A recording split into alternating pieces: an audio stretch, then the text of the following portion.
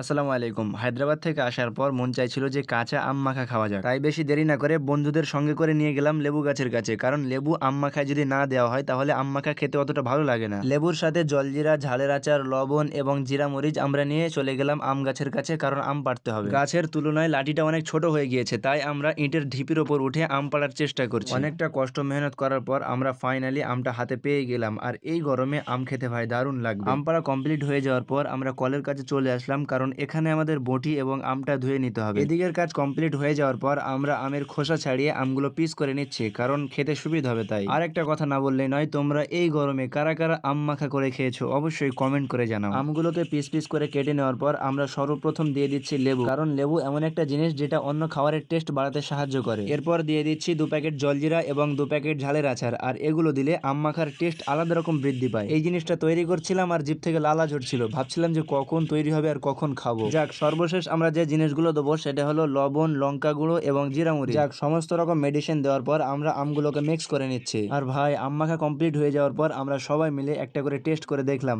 কি বলবো, আলাদা রকম একটা প্রশান্তি।